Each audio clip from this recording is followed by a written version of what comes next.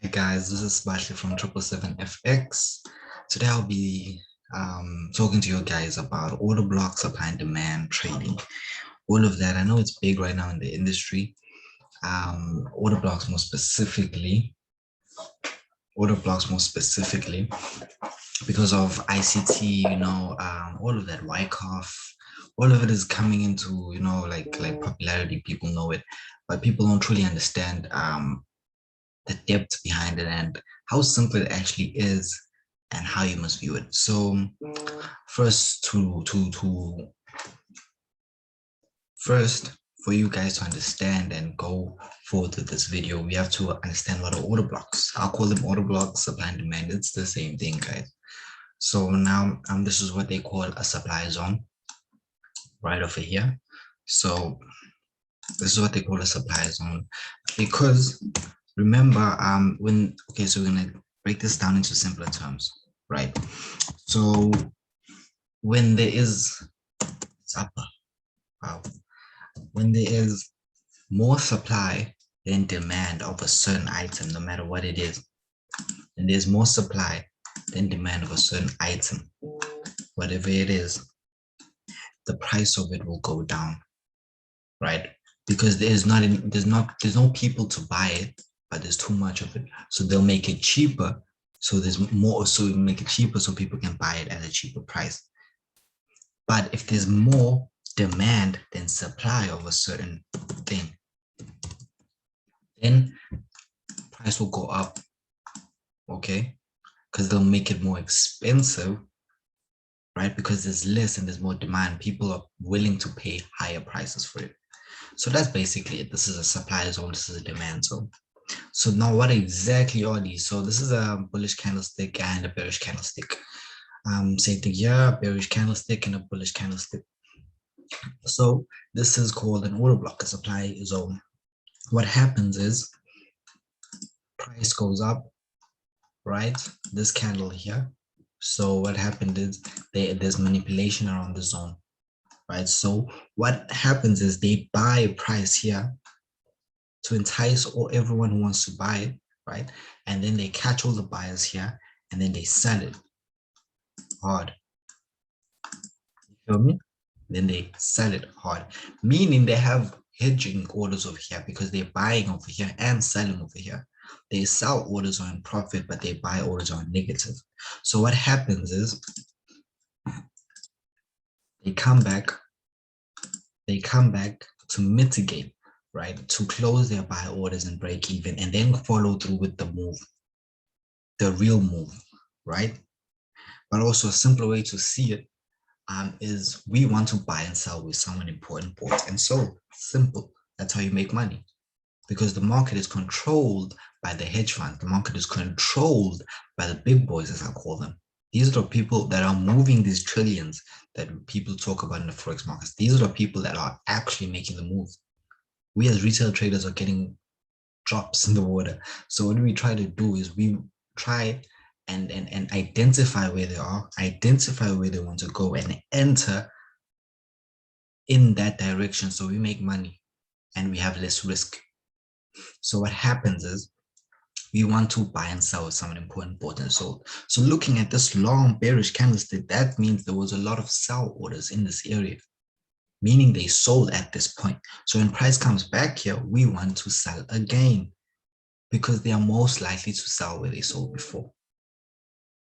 Okay, so same thing here with the demand zone, right? They sold, they sold, right? To entice, manipulate, to entice all the sellers, right?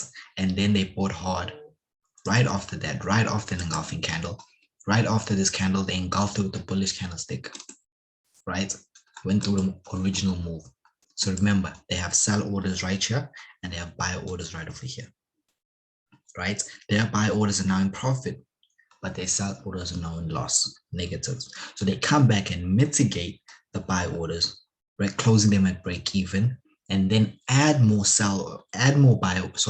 They come here and mitigate the sell orders and close them at break even, and then they add more buy orders here, and then they take it up. Same thing here. They come back, mitigate the buy orders, and add more sell orders. Okay, so now this is called the proximal line and the distal line, right? So we want to sell off the proximal line or buy off it, depending on whether it is supply or demand zone. Okay, so that is it. So now, as you can see here, it's written macro into micro zone trading, right? So what I mean by that is we want to find a macro zone on the higher time frames, right? We want to find a zone, we call it a macro zone, on the higher time frames. And then we want to find a micro zone inside it to get an entry off of, right? Okay, so give me a minute. So macro stands for large scale overall. So we want to find a bigger zone. So where do we find these macro zones? We find them on the weekly and daily. Okay, so what we're going to take a look at is EA. So we're going to go to the weekly on EA first, right? So trading supply and demand zones, it is preferred that you trade them on a higher time frame, because the lower the time frame, because the small time frames H1 and below, there is a lot of manipulation over there. So it is more advisable, sorry, let's go to the day. It is more advisable for you to trade on higher time frames, H4 and above. Okay, so now remember, this is a supply zone. There's the false move up, the manipulation, and there's the original move down, right? So this is our first, I'm just marking this. This is, I want to show you guys an example. I make mine gray. So I just want to show you guys. The one we actually want to look at is this one, is this supply zone right over here. Beautiful supply zone right over here. Right? So as you can see, the supply zone was created. There was a fake move up, manipulation, plus the original move down, meaning there were a lot of sell orders down here. And what happened? Came back, mitigated it. Right? But look here, price, you see now that the longer the distance away from the order block, right, the more effective it is, the stronger it is. You feel me? So this price dropped for more than a week or so, came back up, right? And I want you guys to look at how that the sell move was fast and quick, and then the buy move was slow. There's a saying, they say bulls go up the stairs and bears jump out the window. This is the classic case of that. So as price comes up, they sell at the zone again, right? They didn't sell exactly at the distal line, but they sold at the zone again. So the theory is the market maker have their stops above here, right? So the market makers have their stops above here, right? And their orders are all around this range, all in this area right here. So they do not want to purge here and go up here. So they'll keep it below here. They'll keep price below here and drop. So now how would you have known exactly? So now we know, okay, so price comes up here. So let's say now, sorry guys. So let's say, trying to use rewind. So let's say price is here, okay? Price is here. So how would we have known to sell price here, or where exactly? So what we do is we go down to the 4 hour, right? We go down to the 4 hour. Okay, so what I'm going to do is I'm going to mark this area so I see, and I'm also going to mark this area. So you're going to go down to the 4 hour. Okay, go down to the 4 hour. And what we try to do is we find a supply zone inside the daily supply zone. We try to find a micro zone in a macro zone. Okay, guys. So as you guys can see, there's a supply zone within the supply zone. Okay,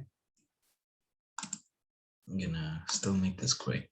There's a supply zone within the supply zone, and look, price went in, tapped it, dropped 200 pips.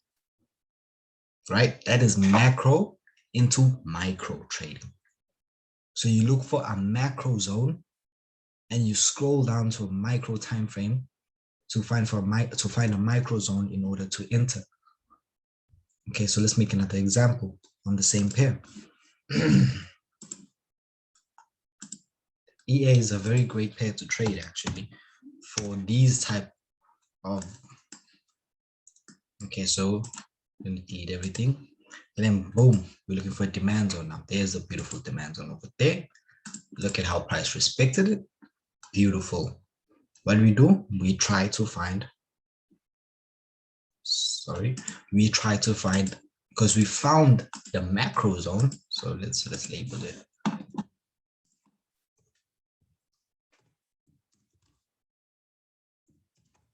We found the macro zone, right? I'm gonna look for a micro zone within that, right? So now there's two. There's this one over here, right? And this one over here, right? So either one, but as you can see, price purged this one over here, meaning it came to this demand zone over here. So I remember what I said, macro into micro. And we want to buy where the big boys bought. As you can see, they bought over here. There's a bearish candle and a long engulfing candle ending the move, signaling that they have bullish orders in line, and then they took it up and price dropped again, and boom, there's it. A beautiful move up. Okay, so basically, let's try on another pair. Let's find GJ. GJ is beautiful. Sorry. Okay, so what you're trying to do is try to find a macro zone on GJ, a bigger time frame zone. Okay, so boom, already we're seeing a beautiful entry. Seeing a beautiful one. Okay. So we go down to the lower time frame. To the lower time frame. Okay, cool. So what do you try to do? We try to find a zone within the zone. So looking at it here, go up to the daily first. So what you're gonna do is you're gonna mark this whole wick up, this whole wick move up. Right? Okay, cool. Then we're gonna go down to the 240. And then boom. There's it. There's our micro zone over there. So a macro zone into a micro zone, and you see our price tapped it and dropped, tapped it and dropped. Price is still dropping, right? So remember, we want to buy and sell with the big boys bought and sold. And as you can see, they had a very big sell movement here, and then it went up, mitigated it, sold where the big boys sold, and 200 pips easy in a couple of days. Okay, so let's find one more zone and then we'll calling it quits. Right? So let's look at this. This is actually, what can we do? What can we do? I want to mark this zone off right here, right? But so, you know what? Let's mark this order block off. Supply zone, demand, whatever, order block. You mark the zone off. When the candle looks like this, I prefer to mark from high to low, not from the body. Okay, but we all do it differently, and you just have to train your mind to see these zones and spend a lot of time with price, seeing how it reacts to these zones, back testing, and just, okay, cool, there's it. Not a clear one, not a very clear one, but clean enough. You know, it won't all be perfect. So I'm marking this zone right here. I'm not marking this zone. Could mark this one, right? Could mark this zone right here. This is a good zone. Nonetheless, as you can see, it's a micro zone. Price came back, tapped it, but that is not the zone we're looking for. This is the beautiful zone we're looking for. This candle right here. This candle right here. This candle. Even though even though the next candle didn't engulf it, look at the move and look at how big the candles are. Meaning there was a lot of manipulation in this area. Bulls and bears were fighting, whatever you want to call it. But eventually the bulls won and took price up. And as you can see, price has respected this zone, micro zone, twice already. Tapped it, they bought. Tapped it, they bought. Macro into micro zone trading. I want you guys to do more if you're interested in this method of trading, because it's a swing trading method, right? You can take it intraday and day trading, but it's a swing trading method.